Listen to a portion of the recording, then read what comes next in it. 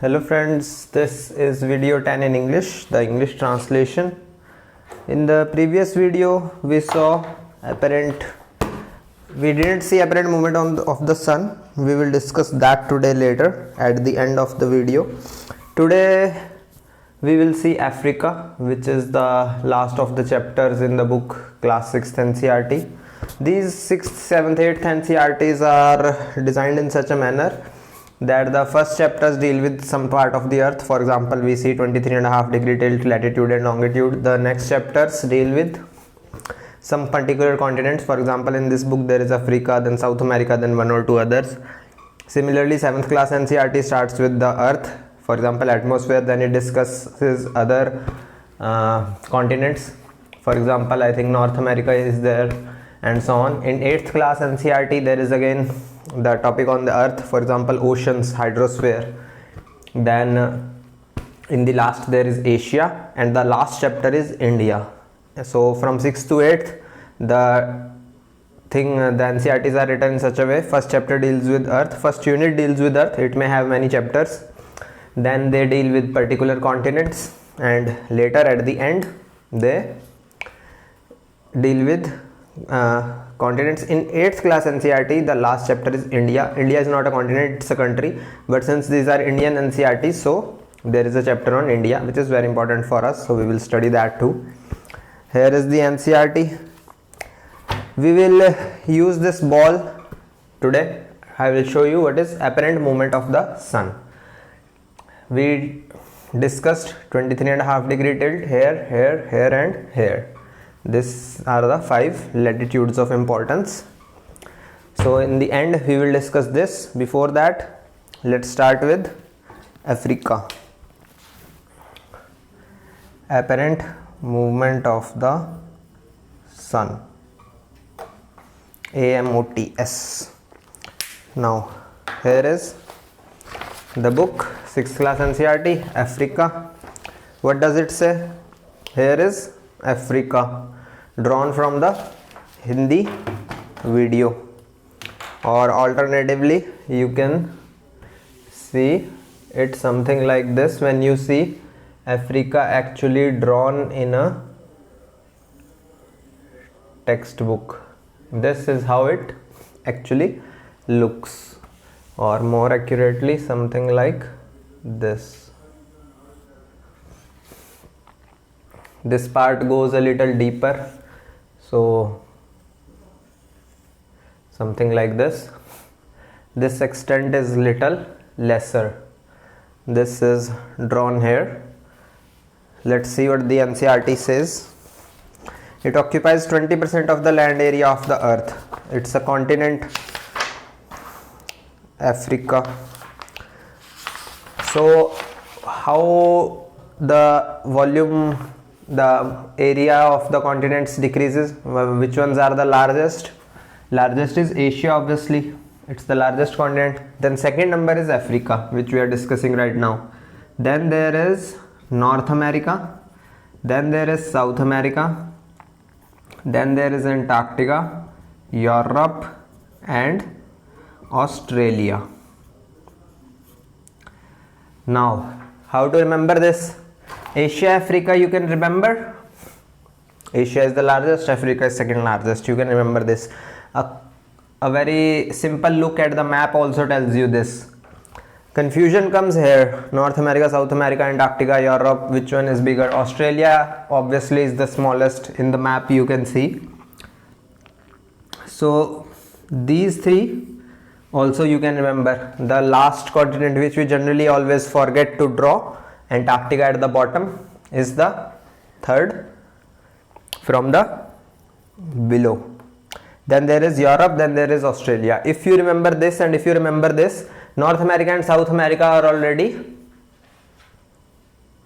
present in the map, one after the other. So you can remember it this way. So now next. But its population is only 3/5 of India. India has 125 crore. The 3/5 becomes 75 crore. This is old NCERT. So Indian population has also increased, African has also increased. Maybe the ratio should maintain itself. So today it may be having 80 crore people because India is having 125 crore when this was written. Maybe Indian population was 100 crore and then the 3/5 would be 60 crores. This is your CSAT. Now here is the most important thing. Africa is a continent of plateaus. What's a plateau? This is a mountain. This is a plateau. In case of a mountain, there is no flat upland. In case of a plateau, it increases suddenly, then it becomes flat, then it again descends suddenly. So this is a mountain, this is a plateau. A plateau is elevated land which doesn't have a flat top. A plateau has a flat top. Since most of Africa is plateau, this is one of the reasons for its underdevelopment, because generally on plateaus less number of people live. For example, in India there is peninsular plateau, less people live there. Where do most of the people in India live? They live in the Indo-Gangetic plains at the top. For example, right now in Delhi I am present in Haryana. Delhi is one of the region. Uttar Pradesh, Bihar, Jharkhand, these have people. West Bengal has people. Relatively, comparatively speaking, the southern states, for example Tamil Nadu, Kerala, they don't have so many people. Kerala is an exception. It has a large population density because of smaller area. More people fit in smaller area, but the population is still smaller. It's nothing as compared to Uttar Pradesh. Uttar Pradesh has 20 crore people. This was according to the previous census. According to the previous census, there was, I think, 19 something crore. So 20 crore people means if it would have been a country, it would have been the third largest, fourth largest in the world. China has how many? 143 crore. India has 138 crore. This is projected according to 2011 census that happened 10 years ago. It was 121 crore. Now 2021 census this year, this has been postponed. So we don't know as and when it will be conducted, but it is important that it is conducted as soon as possible so that we gather the population data. But coronavirus is raging, so it cannot be conducted right now. So China has 143, India has 138. What is the third one? US, approximately 30 crore. The fourth one is, I think, Indonesia or Pakistan maybe, I am not sure. If UP became a country, if it exited from India and became a country, Indian population would become 118 crore. 20 crore of UP gone. Then after 30 crore, 20 crore of UP will come. So UP will become the fourth most populous country in the world if it were a country. That means that the chief minister of UP has a lot of people under him whose growth and development rests in his hands. This is both a source of power as well as responsibility. With great power comes great responsibility. It's a good topic for essay. In mock papers, I think this essay has come.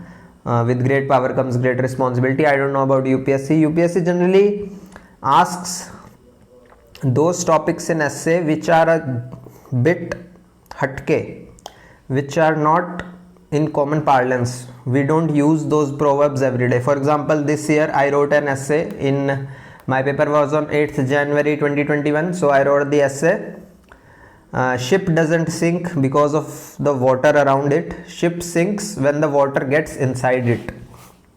So this is something you don't say every day because this line is very long. These two lines are very long.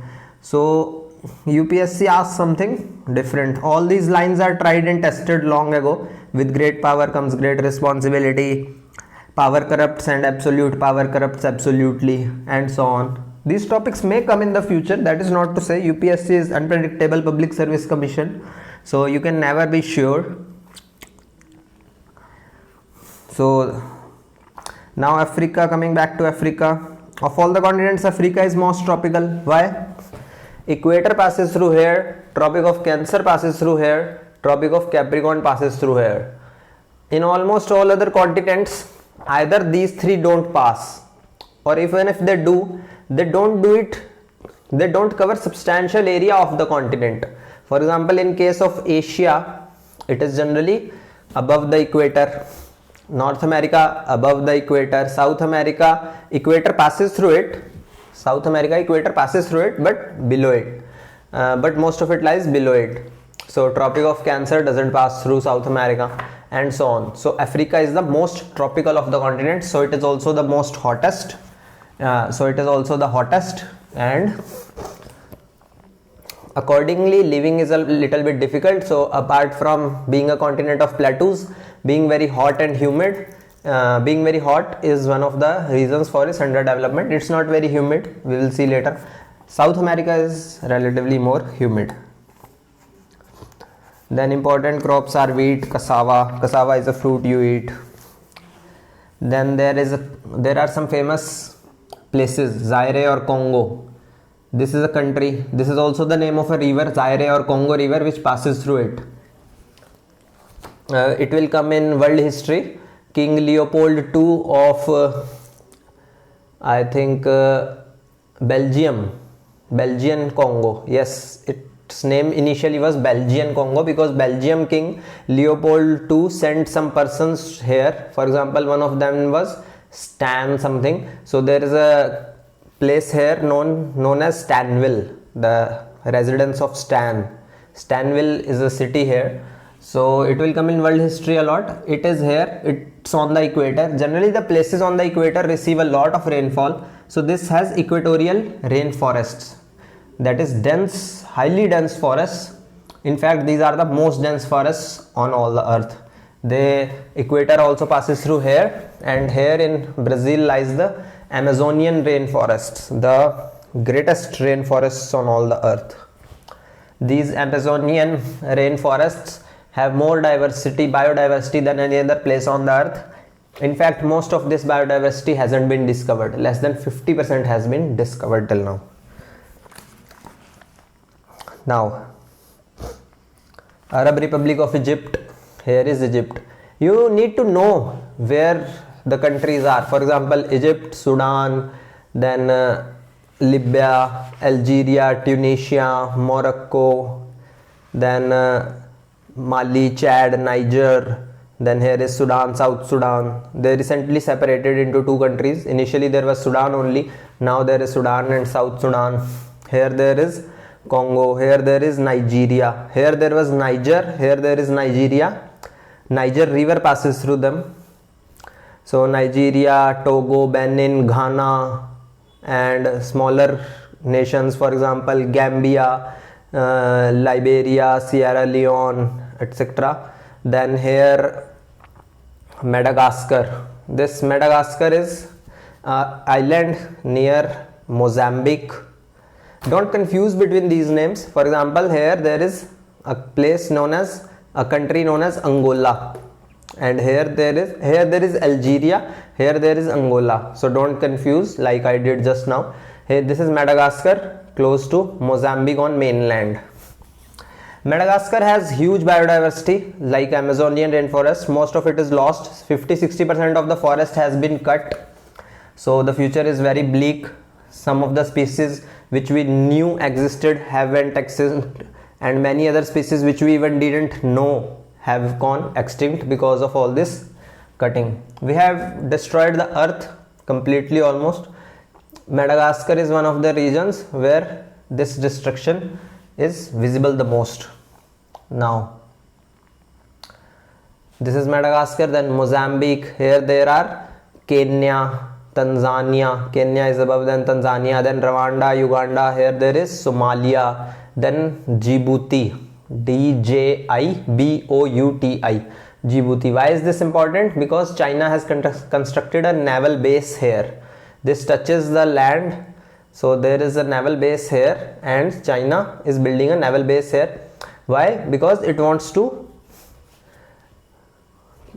make a string of pearls around India to counter India, to contain us. String of pearls. String of pearls matlab when there is a string on which pearls, that is moti, are there. Similarly, along India, in Bangladesh, in Sri Lanka, in Myanmar, in Maldives, and then in Pakistan there is a port known as Gwadar port. Then there is also, this is a part of Belt and Road Initiative, BRI, and as we can see of BRI there is this part known as CPEC, China Pakistan Economic Corridor. It ends at Gwadar port. So all these constructions which China is doing around us, it is a string of pearls to contain us inside this zone. The last part of this is Djibouti in Africa. If Africa is here, India must be somewhere here. So now the rest of the countries are something like this. Ethiopia is mostly landlocked. I don't think it has access to the sea. Somalia and Eritrea have access, so does Egypt. Sudan doesn't have access. The NCERT has map for it. You can always refer to it when we will see the countries. When we will study the atlas, I'll show you in detail. Then here there is Zambia, Zimbabwe, and Botswana, South Africa. So all this I'll tell you.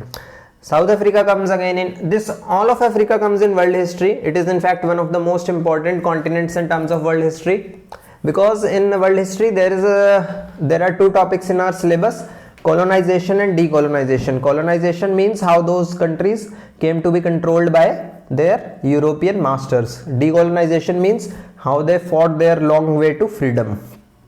Since Africa was the continent which was divided the most, it was the most prestigious, it was the most resource intensive, and the people there could be hired cheaply as compared to the people of South America, which had some what you can say awareness about their rights.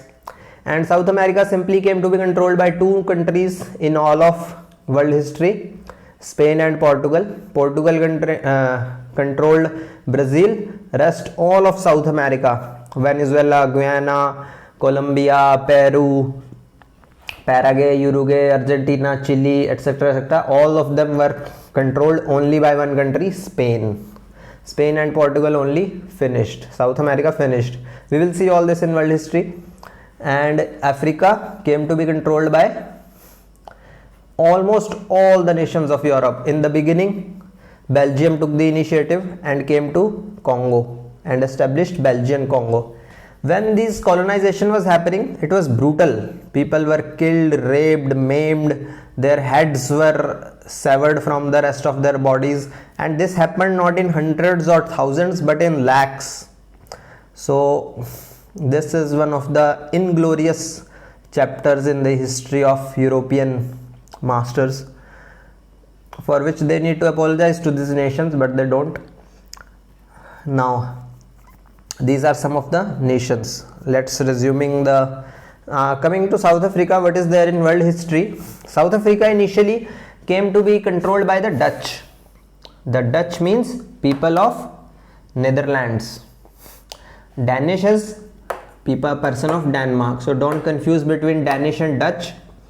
Dutch means the people of Netherlands. The old name of Netherlands is Holland, so in some book you may also see them written as Hollish.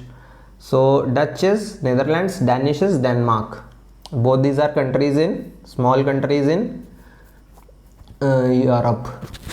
Both of them touch the ocean. They aren't landlocked. A landlocked country means the land of that country doesn't touch the oceans at any point. For example, India is not a landlocked country because we have some coast. Ethiopia here is a landlocked country, so is Sudan, South Sudan, Mali, Chad, Niger. This is again one of the reasons for their underdevelopment. Generally, the nations which have grown hugely have coasts. This is because sea trade is the cheapest form of trade, and economics only cares about productivity and efficiency the most. The person who can create or distribute the most number of goods at minimum price, that person gets to gain the most, that person gains money the most. In fact, this is how growth and development is measured. Now coming back to South Africa, so Dutch came here, they started farming using the local labor. Now in 1899 to 1900, the British also came here, and British wanted to establish their empire. Initially Africa was occupied only in the coastal regions.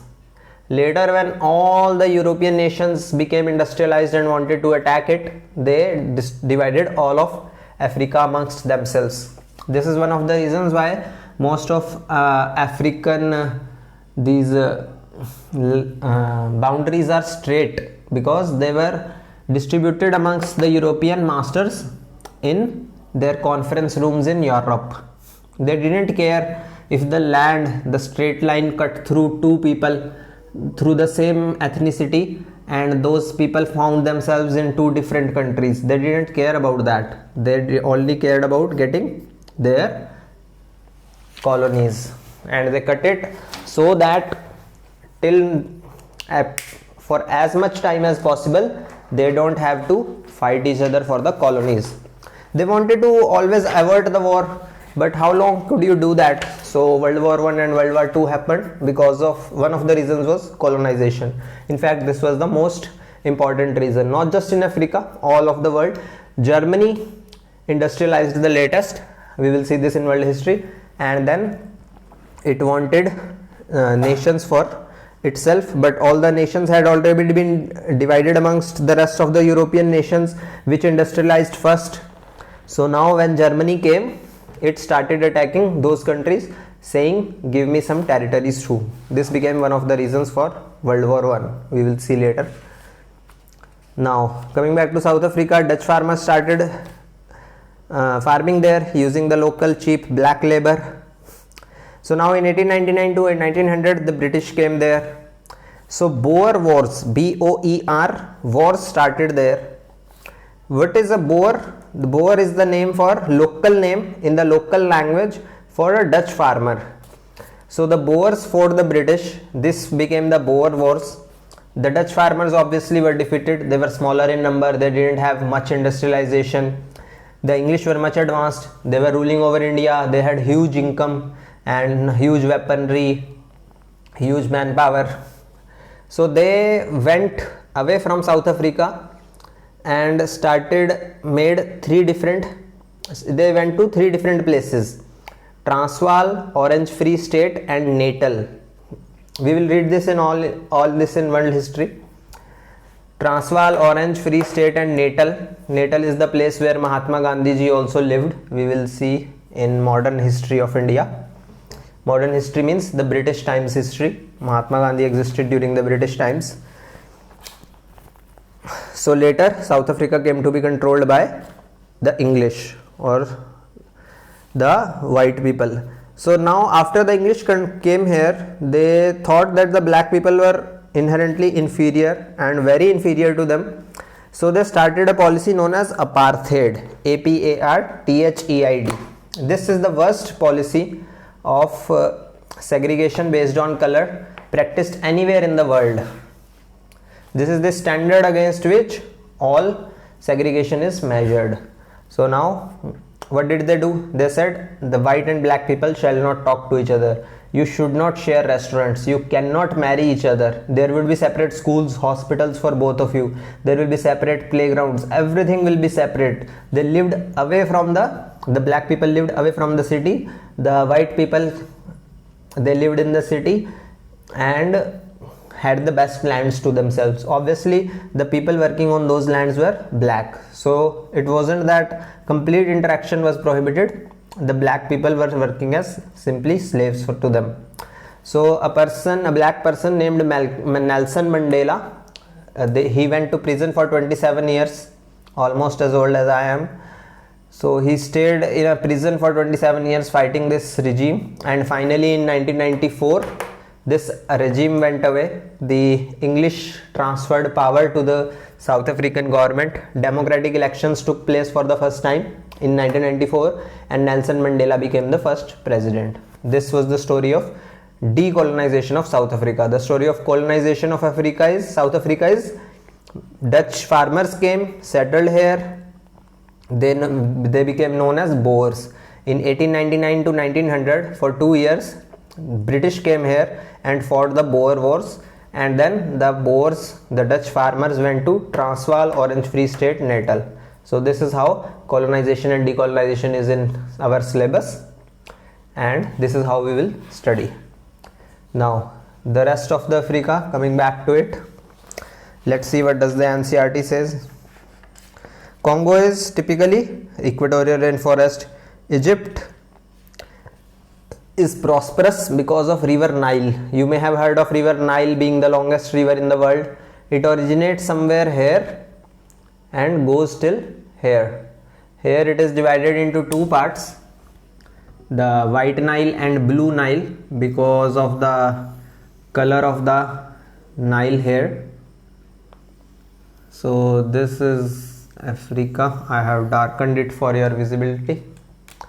Now this river originates in a lake known as Lake Victoria.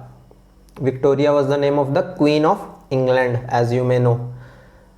The river Nile originates from here. This is the biggest lake in all of Africa. In fact, it is huge. It may be as much as Haryana, I think. Now,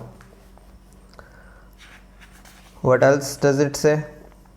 After a long struggle against apartheid, people of South Africa formed a democratic government. Now coming to the chapter about Africa, it has talked about some terms.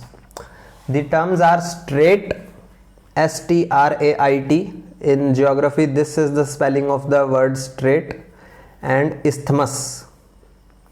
What is a strait and what is a isthmus? Strait is a narrow piece of water, that connects two large water bodies. For example, here in Africa, I will show you later that it touches Asia at 3 points.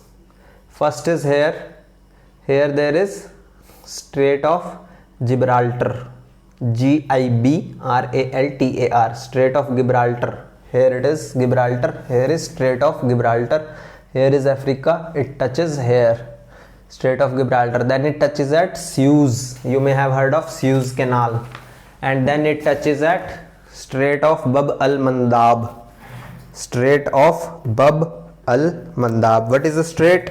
Strait is a narrow piece of water that joins two large water bodies. So now here what is happening?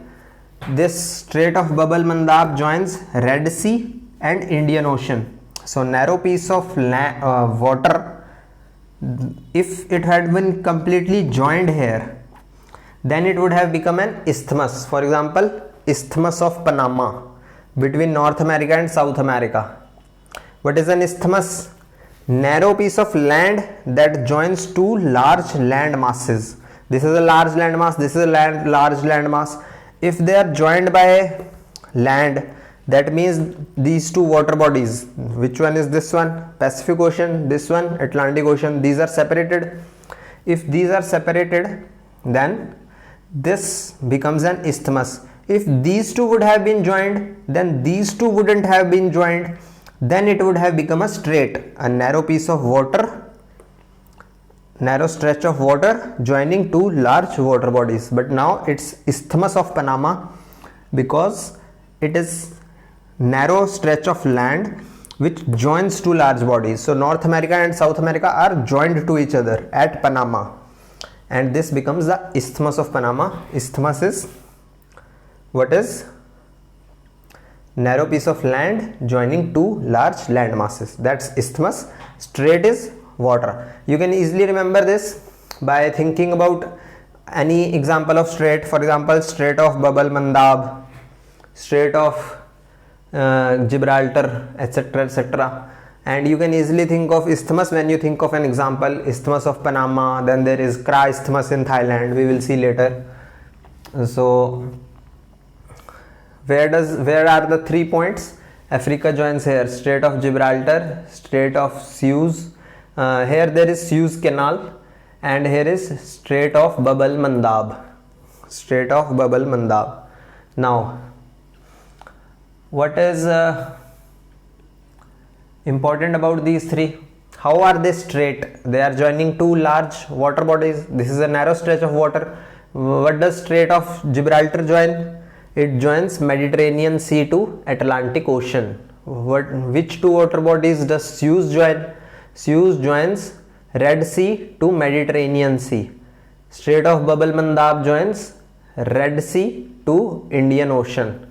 We will see all this in detail in when we will discuss maps and atlas. Now coming back, for example, if I have to show you, here is the map, here is Strait of Gibraltar, here is Suez, here is Bab el Mandab. So at three places it comes close to Asia. If Africa would have touched Asia at these points, then there would have been a stretch of land here. These straits would have become isthmus.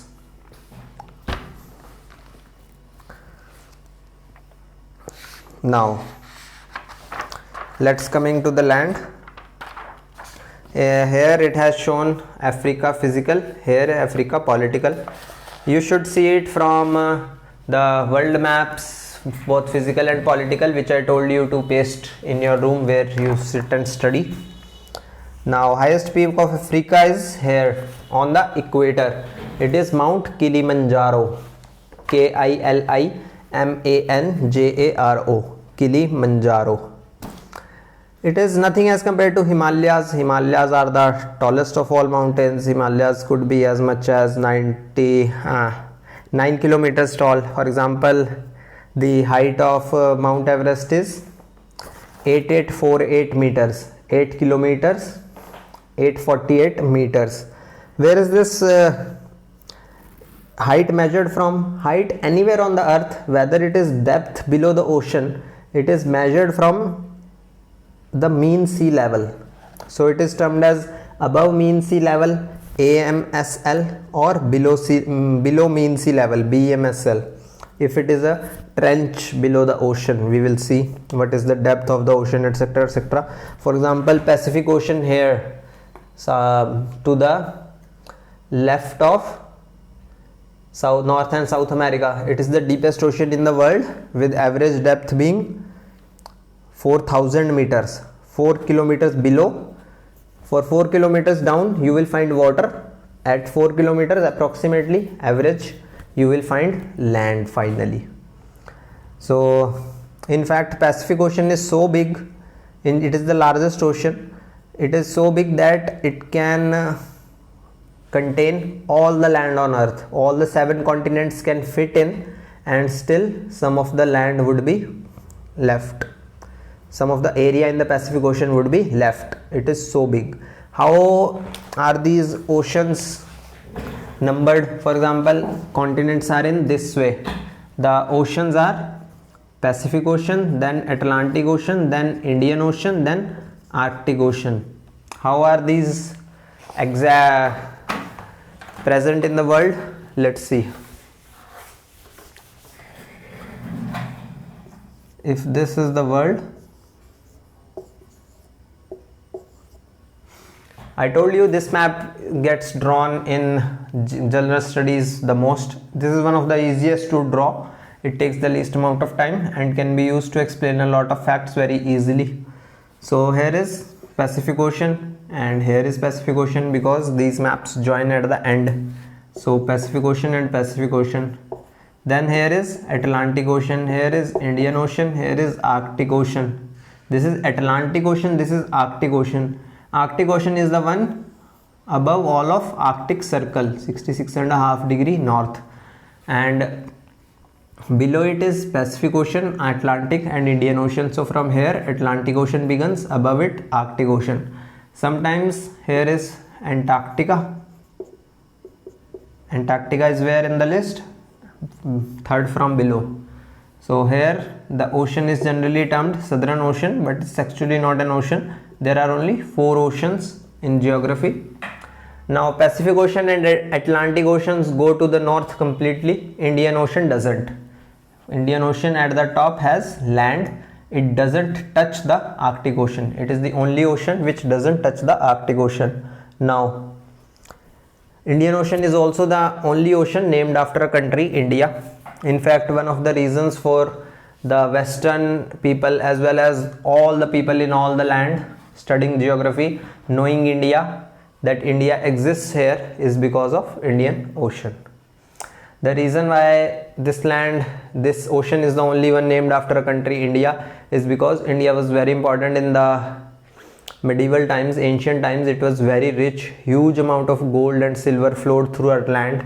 We will see this in ancient and medieval history, and hence this ocean became known as Indian Ocean, where all the world trade was centered.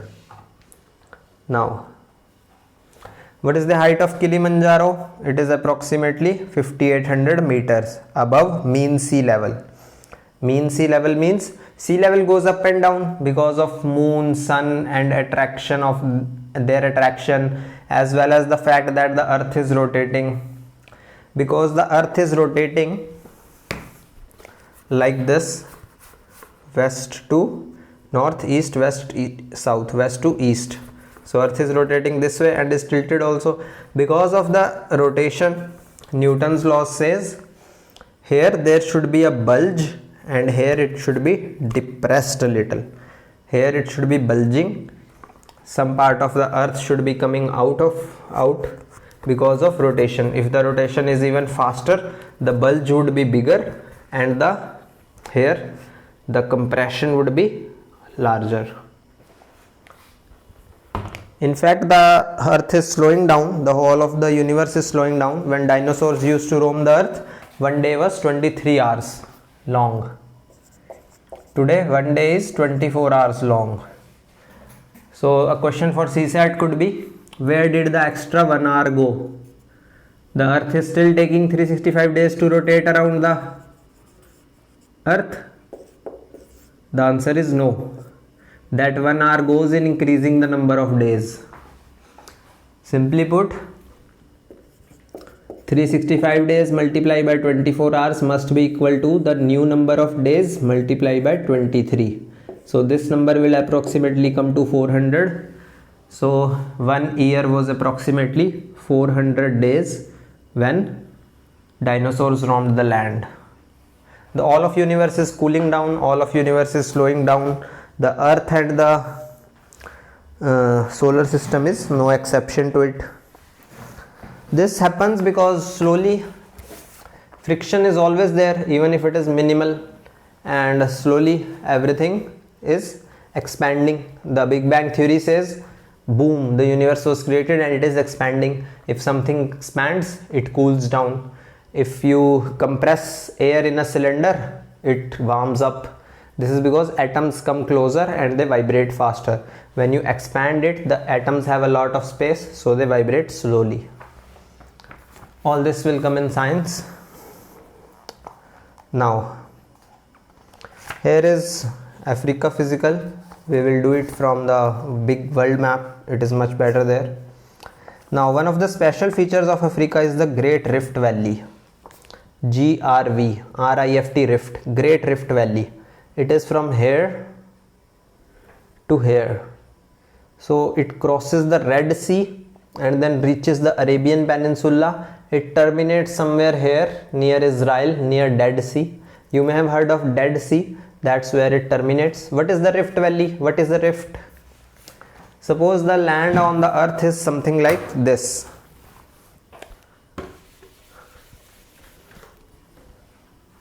This is the level of the land and it is broken something like this. It could be broken any way. So now let's say 4 sects here or here. So what would happen? These two parts may go up and this part may stay here or go down. So what would you get?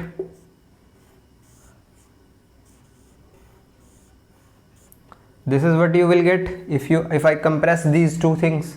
Similarly, if I compress this, something like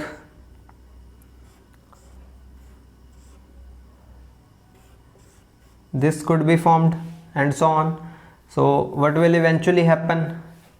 This part will erode, mass weathering will happen, this part will erode, this will become something like this. So plateau will become, so plateaus will form and valleys will form. This is a rift valley. The land had some rift, it went away, it was broken and some part was lifted. That's why Africa is a land of plateaus, and the valley formed is known as Rift Valley. This plateaus formed are actually known as Horst or Graben. Horst or Graben. This valley is known as Rift, and hence this becomes Great Rift Valley. Why great? Because it is the greatest example on earth of this kind of formation. It started from here, then it moved upwards. It wanted to create a valley. Here it encountered hard rock which couldn't break, so it spread into two parts and broke till here, and this part went to Red Sea and Arabian Peninsula. So here is the Great Rift Valley. It is great because it is the greatest example of Rift Valley on earth. If question comes in GS mains, draw this diagram, this and this. Lake Victoria is at the center of Great Rift Valley, from where river Nile originates. It is not on the Rift Valley, it is within these two parallel Rift Valleys. Generally it is a valley, so it will be full of water. So it generally forms lakes. All the water falling here and here because of clouds will accumulate here. So this part will form lakes and rivers. And this is what truly happens. For example, Lake Malawi, Lake Tanganyika, then many rivers flows through these rift valleys. River Nile generally doesn't flow through the river valley, because it originates from Lake Victoria, which is not a part of river valley. It forms between these two river valleys. So on between these two rift valleys. So on this rift valley you will find lakes. A lot of lakes are there in Africa on the Rift Valley. Most of African lakes lie on this African Great Rift Valley. They run from the south of Lake Malawi to the Red Sea, and then through the Gulf of Suez, and Gulf of Aqaba to the Dead Sea in Israel. Now, what are some rivers? This is Nile River, then there is Zaire or Congo River, then there is Niger River. There is a land country known as Niger and Nigeria here, two different countries. Then there in the south there is river Zambezi, Zambezi, and then there is Orange River. Now, what all is there here? What is the importance here? We will see on the Zambezi there are falls known as Victoria Falls. This is Lake Victoria on Zambezi in southern Africa. Don't call this as South Africa. This is South Africa, which is a country. This is Southern Africa. So now on Zambezi there are falls known as Victoria Falls.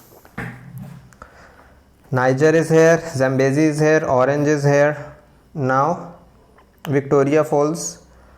Its original name, this is the English name based on Queen Victoria of England. There must have been an original name before the British came. That name, the meaning of that name was the smoke that thunders. It is huge. The Victoria Falls are huge. The expanse of the falls is 2 kilometers. So for 2 kilometers the water is falling. Just imagine the kind of water this river must be carrying. Now, one of the reasons for underdevelopment of Africa is it is a land of plateaus. So if it is a land of plateau, at the end of a plateau the river will fall steeply, because what is a plateau? A steep land which is flat at the top, steep here, so river will fall fast. So you cannot use it for inland navigation. You can use, what are the ways in which you can transport your goods in a country, in a continent? You can use roads, you can use railways, you can use airways, you can use inland navigation. These are the four main things you can use. Airways is expensive, roadways is expensive, you need petrol or diesel. Airways is the most expensive, railways is cheap, but you cannot construct a railway line everywhere. Railway line is initially very expensive, huge amount of investment is required. The cheapest mode of transport is inland navigation. Inland navigation means it happens on rivers within the continent or land, whichever area you are talking about, whether you are talking about a country or continent. So inland navigation happens on rivers mostly. It can also happen on lakes. For example, you can go from here to here on Lake Victoria. That's also an example of inland navigation. Now, 1/3 of Africa is desert. We will see why. This, where Tropic of Cancer passes, is a desert. Sahara Desert, the largest desert in the world. Actually, this is the largest hot desert in the world. The largest desert in the world is Antarctica. It is a cold desert. Desert is simply the land where vegetation is minimal, where wildlife is also minimal. So Sahara Desert is known as the greatest desert of the world. It is actually the greatest or the biggest, largest hot desert of the earth. The biggest desert of the earth, technically speaking, is Antarctica. Now, this is Sahara Desert. At the end there is a Nubian Desert. Then here there is Namib Desert, and a country known as Namibia is named after it. And in the center is the Kalahari Desert. We will see all this in detail. How are they formed? The most important things about deserts in our syllabus is why are they formed? Why are they located where they are? Generally tropical lands, from where tropics pass through here, there is Sahara Desert. Tropic passes through here, there is Namib Desert and Kalahari Desert. In all of the world you will see that from where the tropics pass, generally deserts are located. We will see why. Now, climate and natural vegetation. Highest temperature has been recorded at Al Azizia in Libya as 58 degrees Celsius. Here is Libya, Egypt, Libya. Here the temperature has been recorded as 58.8 degrees Celsius. So if you break an egg on the road here, you will get an omelette, although a dirty one. Now, coming back to Africa in general, I told you about Horst and Graben, then Rift Valley, then Strait, then Isthmus. Let's come back to the previous topic which we need to study now, the apparent movement of the sun, and then we'll resume the chapter, a very small chapter in the middle known as the realms of the earth. Let's start with apparent movement of the sun first. This is a very short introduction about Africa. It is in huge detail. It is in our syllabus where it is very important. So we will see all that later. For now, this much is introductory enough. Later we will see how the Africa continent came into its place. All these continents have been moving for a lot of time. In fact, they have been moving since the earth was formed. When the earth was formed, it was a ball of fire. There was no land, there was no ocean. It was simply all burning. It cooled down. Then rains filled the depressions. The land which wasn't filled became continents. And then they have been moving. We will see what is the plate tectonic theory and so on. So now, apparent movement of the sun. This is very important. We discuss the tilt of the earth like this.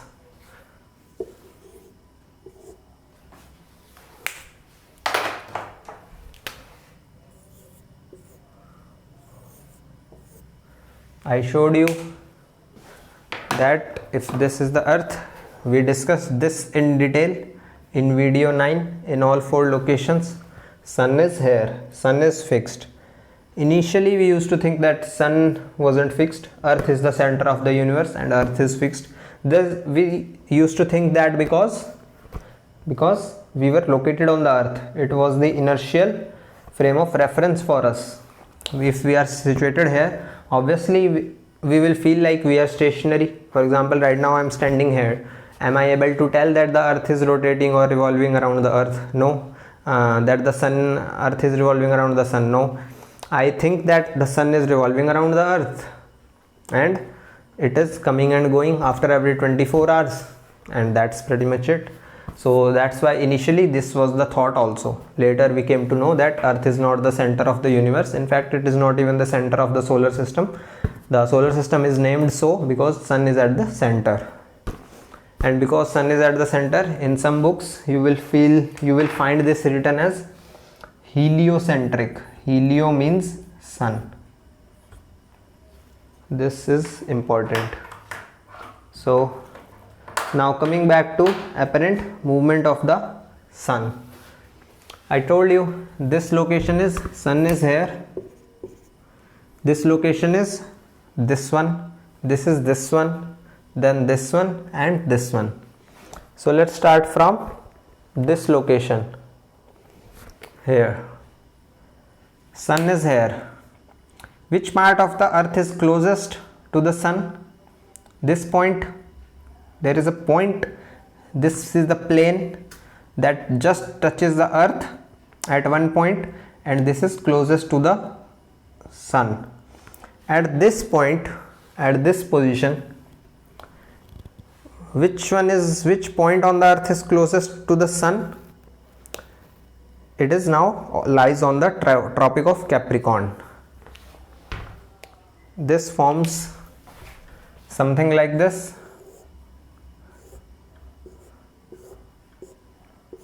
Equator, Tropic of Cancer, Tropic of Capricorn, Arctic Circle, Antarctic Circle, and the earth cuts here and sun is here.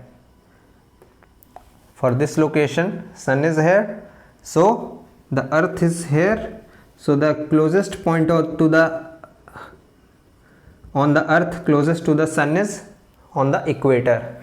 So apparent movement of the sun feels something like this. Equator, Tropic of Cancer, Tropic of Capricorn.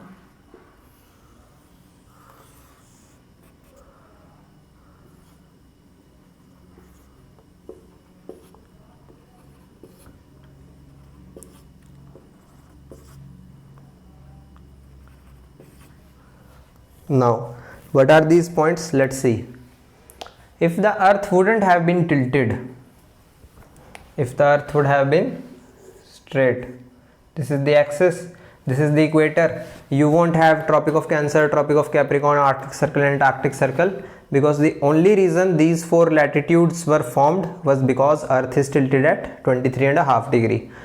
Above and below the equator at 23.5 degree angle, you formed the Tropic of Cancer and Tropic of Capricorn because earth was tilted at 23.5 degree. From 90 degree north and 90 degree south, from North Pole and South Pole, you again formed Arctic Circle and Arctic Circle, which were 23.5 degree angle away.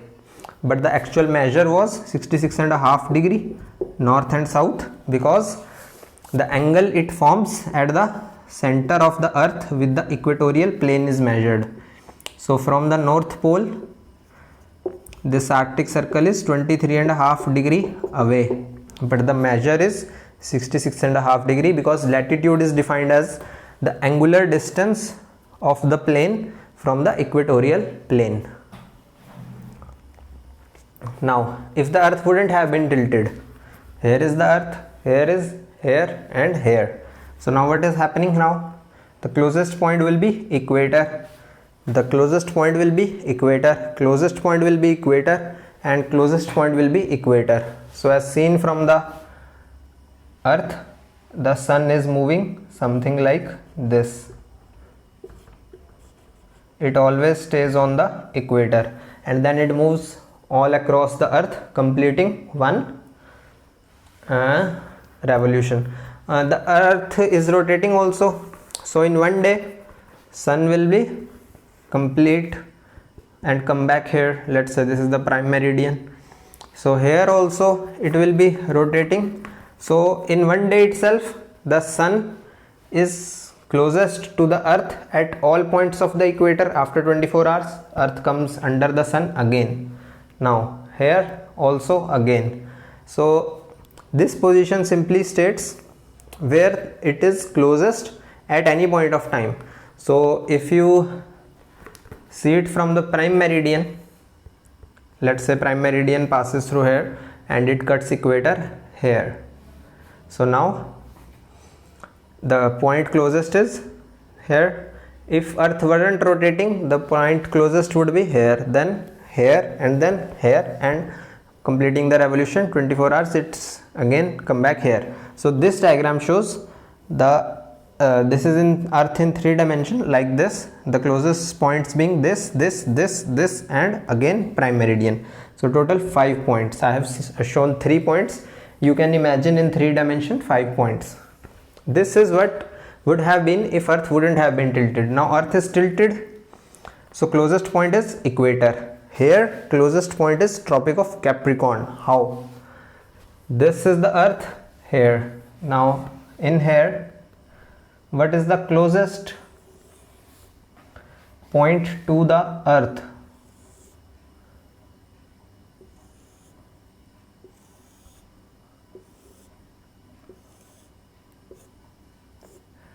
The closest point to the sun is this one, on the Tropic of Capricorn. As you can see from here, closest point is here, not equator. This is because the axis stays the same. This is the only thing you need to remember, and this way. What about this position? At this position again equator is closest, so at these two positions equator is the closest. Let's say earth is revolving this way. So I told you at this location what has happened, earth has tilted away. The convention is to name it from the northern hemisphere. Northern hemisphere sees winter here, so this is winter solstice. If this is winter solstice, this must be 22nd December. Since earth takes 12 months to revolve around the sun, this time period must be 3 months. So now after 3 months comes March, so this is 21st March, so this must be spring equinox or vernal equinox. If again after 21st March comes 21st June, and then it is what? The northern hemisphere is tilted towards the sun, so there is summer here, so there is summer solstice. After 3 months comes 23rd September. Make this correction. In the previous videos I may have shown this date as 22nd September, 21st September. It is actually 23rd September. This is autumnal equinox, this is spring equinox or vernal equinox. So this is again coming back to winter solstice. 3 months from 23rd September is 22nd December. Now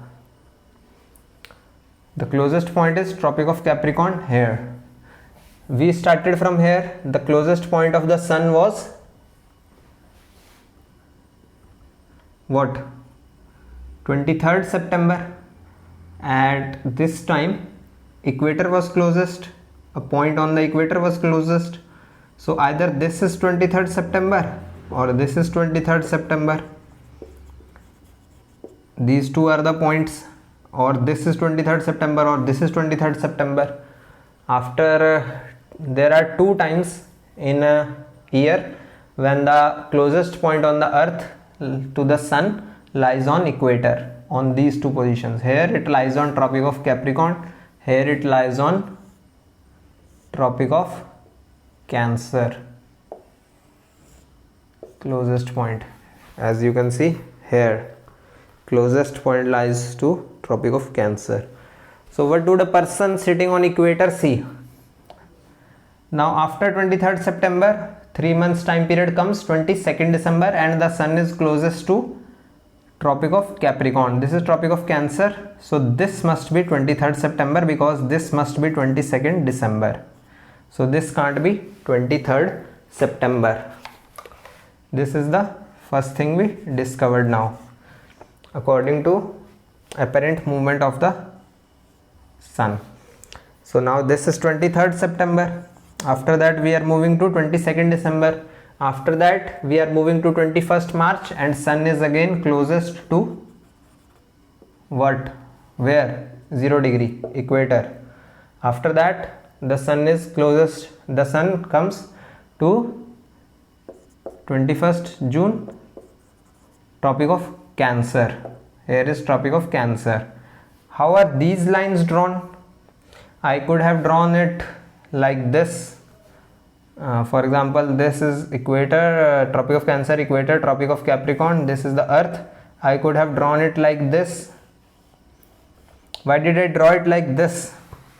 Here there is sun, closest point is equator. What about midway? What about midway? If the earth isn't rotating, closest point lies on equator. At midway the closest point lies somewhere here, and before it somewhere here, at midway somewhere here, later here, at in this position Tropic of Capricorn. So sun is moving from here to here if earth isn't rotating, assuming. So now earth is sun is moving something like this. It has moved to Tropic of Capricorn, then it moves back. So at midway it will be somewhere here, then again here it is back to equator. So now from here to here to here, that is here, and from here to here, that is somewhere here, Tropic of Cancer, the closest location of the sun. So now this. So from 23rd September, assuming I am starting from here, the apparent movement of the sun is something like this. We start from here. Obviously this circle will actually form all around the earth. This is because if earth isn't rotating, I started from this point. Let's say if earth isn't rotating, I am assuming, since rotation is also complete in an year, it doesn't matter really whether I consider rotation or not. If earth isn't rotating, it is only revolving, then this point, then this point, then this point, then this point, then coming back to this point. So now I can only show it like this here. Actually it is huge, and then coming back, one circle is again completed here. What is this date? This is again 23rd September. So this date is 21st June,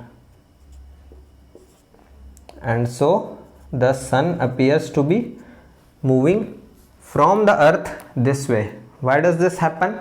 Because we are sitting on the earth and we see as if the sun is moving. How is the sun moving? On 23rd September and 21st March, it seems to be shining at the highest, and the rays are the strongest, and the heat is the highest at the equator. On 22nd December, when we feel cold, it will seem as if sun has shifted here. Actually sun is stationary, the earth is moving, but the axis is fixed. So now from here the sun seems to be shining the most at the equator, and it is rotating, so all the points on the equator. Similarly here all the points on the Tropic of Capricorn. Since Earth rotates only in 24 hours and takes 365 days to revolve, so in this position itself I can rotate it 2-3 times, and this way, as you can see here, Tropic of Cancer will see all of the sunlight. So on 21st June we feel a lot of heat. So sun, this is apparent movement of the sun. Apparent means false, nakli, jhuti, or which is not true. So because we are sitting on the earth, it seems as if the sun is moving from these locations again and again. The person sitting on equator will see the highest amount of heat on 23rd September and 21st March. We will see the sun most away from us on 22nd December. We will see the sun shining closest to us on 21st June, and hence in India, in northern hemisphere, in June we feel the greatest amount of heat. I told you the convention is to name it according to northern hemisphere. So even though the people in southern hemisphere will feel winter here, they will still call this as summer solstice because this is the convention. This is actually wrong to call these as autumn, winter, spring and summer. This is because this has been named according to northern hemisphere people. It could have been something completely unrelated to the seasons or the weather here. This is because southern hemisphere people aren't seeing the same things here. What if they start publishing their new geography book saying this is winter solstice because we in southern hemisphere see winter here, and that's an absolutely valid point. So simply put, the people in the northern hemisphere, since there are more people in the northern hemisphere than in the southern hemisphere, they are forcing them to fall in line. This is wrong. This is apparent movement of the sun.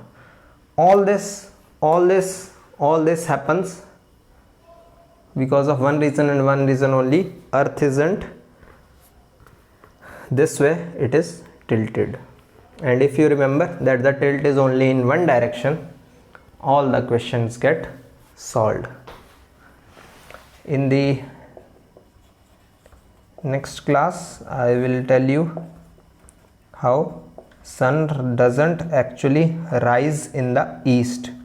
For all of our childhood, we were taught that sun rises in the east and sets in the west. This is also wrong. We will see that in next class. Let's for now discuss the next and the last chapter of 6th class NCERT in the portion dealing with earth in general, the realms of the earth. Lastly,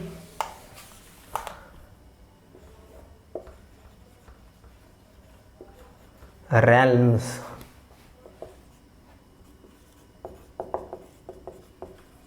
Realm means huge amount of land, huge part of earth which is substantially similar. It is of 3 types. Lithosphere. Litho means land. Lithosphere. Then above the air, atmosphere. Then hydrosphere, the oceans and so on. Lithosphere includes continents, and below the oceans there is also land. I told you below Pacific Ocean, if you go 4 kilometers, 4000 meters is the average depth, so you will find land. So lithosphere is on continents and below the oceans. Hydrosphere includes the oceans and the rivers, lakes, ice caps, glaciers, etc., etc. So atmosphere, we all know nitrogen is highest, oxygen, then the proportion is something like this: 78, 21, 99, and rest 1% is argon, CO2, water vapor, and so on. The proportion of land to ocean is, land is 71%, I think, and oceans, land is 29%, I think, and oceans are 71%. So don't confuse between two. 78, 21 is atmosphere, 71, 29 is land. Lithosphere means land sphere. Litho means land, or more accurately stone. That's why when we will study ancient history, I'll tell you why the various periods are named as Paleolithic, then Mesolithic, then Neolithic. Paleo means old, Meso means middle, Neo means new, Lithic means land, or more accurately stone. So this is old stone age, Paleolithic age. Then this is Mesolithic age, middle stone age, Neolithic age, new stone age. The stone is the same. Sometimes you can use different varieties, but the amount of polish, the detailing, the size matters. This difference creates these three. So lithic is stone, and based on the kind of stone tool technology used during those times by our early ancestors, we call these times. So this is lithosphere, atmosphere, hydrosphere. Let's see what does the chapter actually say about this. Here are the realms of the earth. Here it has shown continents and oceans. Now lithosphere, there is a fourth sphere where all these three come together. Lithosphere, atmosphere and hydrosphere come together, known as biosphere. Bio means life. So it is said that life exists where land, air and water come into existence. So simply put, life cannot exist without land, life cannot exist without air, oxygen is required for all, and life cannot exist without hydrosphere, water is required for all life. You may say that land isn't required because in oceans there is land, but below those oceans there has to be land, otherwise there won't be any ocean. Now, what is a continent? What is an ocean? Large landmass is a continent, large water body is an ocean. The difference only comes in sizes. Continent is what is large. For example, India is almost as big as Australia. India is a country and Australia is a continent. Why? Because Australia is separate. It has its own existence in the southern part of the earth, southern hemisphere. India is a part of Asia, so it has to become a country within a continent called Asia. So these are only relative terms. As you go smaller and smaller, continents give way to countries, countries give way to states, states give way to cities, cities and towns, then villages, and so on. The average height of continents is 700 meters. Average height. For example, in Delhi and Haryana, UP, West Bengal, Bihar, the average height is 200 to 250 meters only.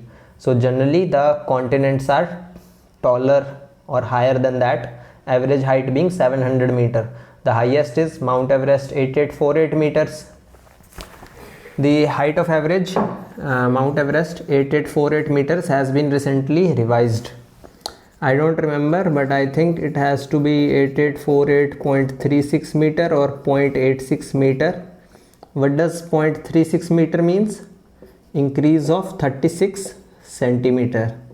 This means increase of 86 centimeter.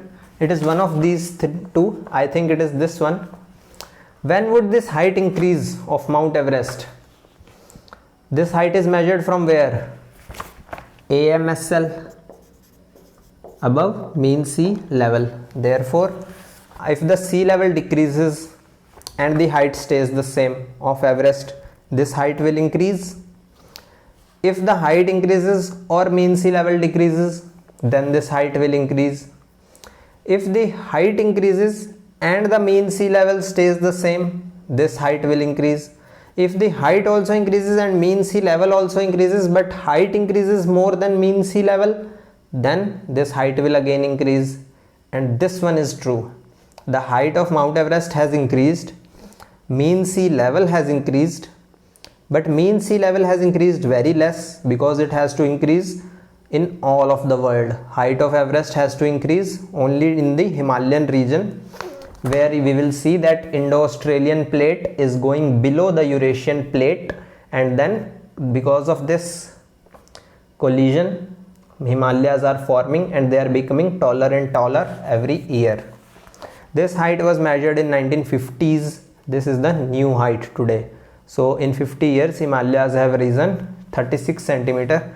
The mean sea level has also increased. Why has it increased? Because global warming is there. Ice caps and glaciers are melting. So the water comes to the sea and the sea level rises. Now, Asia is the largest of all continents. It lies in northern hemisphere. Europe and Asia are sometimes not considered as separate continents, but they are considered as one. They are separated by Ural mountain and Ural river only.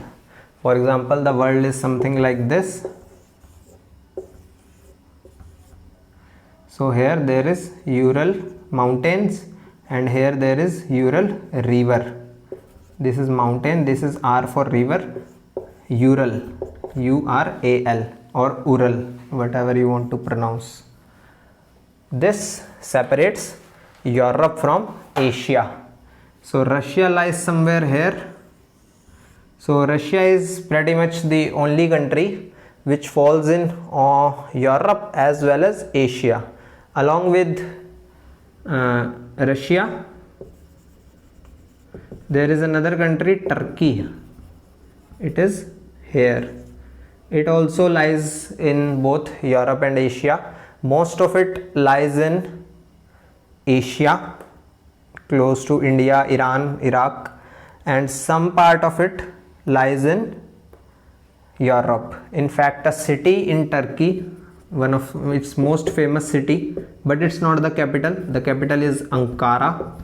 The city known as Istanbul in Turkey is lying on both Europe and India. It is actually something like this. Europe is here, there is water here, this is India and this is our land here. So Turkey is here and they come close. This is a very small amount of water body connecting two large bodies. What are they called? What is it called? A strait. Isthmus is narrow land connecting two large land bodies. So Istanbul lies here and here it lies. This is one is in Europe, this one is in Asia. This could be the only example of the city in the world lying in one city lying in two different continents. There could be some other also. This is the only one I know, and maybe this is the only one which truly exists this way. So Europe and Asia are separated only by Ural mountains and below it Ural river. So now this continent, this supercontinent is something known as Eurasia. Europe plus Asia, Eurasia. Now Africa is the second largest, Australia is the smallest. Australia is also called an island continent. It is, what is the difference between a continent and an island? Islands are simply smaller, continents are larger. This is called an island continent because it is neither so big so as to be called a continent. We call it a continent, but it is not so big, so we call it an island continent. Islands are very small. So I told you the only difference between continent and country, between country and state is size. Haryana is a state, India is a country, because Haryana is much smaller. In truth, you will find countries in the world much smaller than Haryana. So the only difference is size. As size keeps on decreasing, the typology, the name keeps on changing. So Australia is so small, it is called as island continent. The plateau I told you, it rises very fast, then becomes flat, then it becomes again descends very fast. Africa is a land of plateaus because rivers fall here very steeply. You cannot use most of African rivers for inland navigation. One of the reasons for African underdevelopment is this. In terms of plateau, the largest plateau in the world is, highest plateau in the world is Tibetan Plateau above Himalayas. First there are Himalayas, then Tibetan Plateau, then above it there are other mountain ranges. Tibet Plateau is in fact at an average height of 5000 to 6000 meters, that is 5 kilometer to 6 kilometer. The highest peak in Africa, Kilimanjaro, was at a height of 5800 meter and it was a single mountain. Here you have a huge plateau, all of it at that height. So this is how tall the Himalayas and the Tibetan Plateau actually is. In order of size, the greatest oceans are Pacific Ocean, Atlantic Ocean, Indian Ocean, Arctic Ocean, and their extension around Antarctica, I told you, is called Southern Ocean at the south. Here there is Pacific Ocean, Atlantic Ocean, Indian Ocean, there is Antarctica, and this can be called as Southern Ocean. Here there is Arctic Ocean. It lies above the Arctic Circle, whose measure is 66.5 degree north. Now Pacific Ocean is the largest of all. Its area is larger than the combined area of all continents. If you fit all continents together and put it in Pacific Ocean, some part would still be left. Pacific Ocean is so big. We just don't come to know how big it is because this is the convention. This is the most famous type of world map we make. But if you actually want to see how big it is, you can see a map on the internet which shows it something like this. So then you can see how big Pacific Ocean actually is.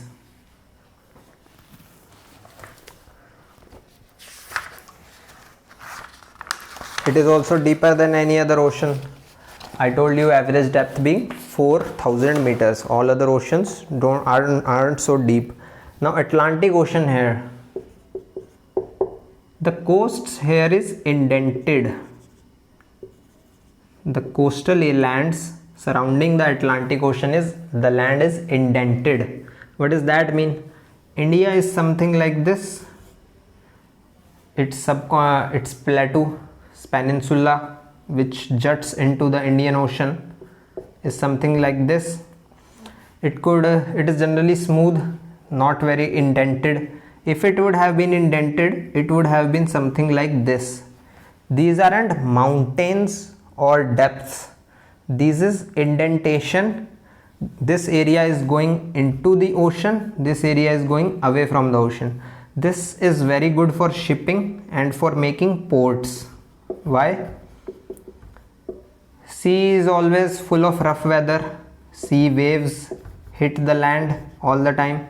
So if my coast is indented this way, instead of being straight, if it is straight, the wave, if it is coming from any direction, will hit my coast everywhere. And if my ship is parked here, the ship could be damaged because it can be hit from wave coming from the ocean from all direction. If my coast is indented, I can park my ship here, and if a wave comes here, it will strike here, not here. If a wave comes here, it will strike here, not here. Most of the waves will be away. The only single wave is this one, and I can handle one wave. My ship can tolerate one wave. So if the coast is indented, you get a lot of ports. Atlantic Ocean has land around it where the coast is highly indented. So Atlantic Ocean is favorable for making a lot of ports. Pacific Ocean has smooth coast, not indented. Spelling of indented is indented. In it, dents are there. The dent which you find in your car, you can remember it this way. So now Atlantic Ocean has a lot of ports, and as we will see in world trade, that this area has a huge portion of world trade. In fact, more number of ships carrying more amount of value worth of goods pass through Atlantic Ocean than any other ocean. Now Atlantic Ocean is the busiest ocean from the point of view of trade and commerce. Indian Ocean is the only one named after a country. Arctic Ocean lies within the Arctic Circle completely. In case of atmosphere, I told you nitrogen 78, oxygen 21, and so on. Air has weight. There is a weight of air above me. It is going till 400 kilometers above the earth's surface. So why am I not feeling any weight? Why am I able to move my hand upwards even though air is putting weight on me? Because my body has evolved in such a way on the surface of the earth that the kind of pressure my body is exerting from inside, my blood pressure and everything, matches this air pressure. So if I go to the outer space in a space suit, and if I remove that space suit, I'll immediately die, because in outer space there is no outside pressure, but my body is exerting pressure. Space suit is protecting me. If I remove that space suit, that pressure will release itself. All of my blood will come out of all the orifices in my body, from my eyes, from my nose, from my mouth, ears, etc., and I'll immediately die. And then there is biosphere, and that pretty much finishes it. So this now comes to Africa. What does this NCERT have again? Then South America, Australia and Antarctica. So the terms mentioned here, the countries mentioned here are important. Some of the important ones have been mentioned. All of these have been in syllabus, but some of the countries don't matter much in world history or anywhere. For example, in Central America, I told you North America and South America are actually joined by Isthmus of Panama. What is isthmus? Narrow piece of land joining two large land masses. What is strait? Narrow piece of water joining two large water bodies. So now Isthmus of Panama, this is Central America. Here there are Nicaragua, El Salvador, Guatemala, Honduras, Belize, Panama. These countries don't matter. In my 8 years of studying, of giving my 6 attempts, I have never encountered anything about them anywhere. Only Panama comes in world history, and all of it, rest of it gets ignored completely everywhere. So all the countries aren't equal. As far as India is concerned, our neighbors are important. US, China, Russia, UK, France, Germany. These countries are important. Some Australia is important. A small country, the only small country which is relevant in world for all of the world is Israel. We will see why. This finishes our topic for today. The time is 10 o'clock. Okay friends, thank you.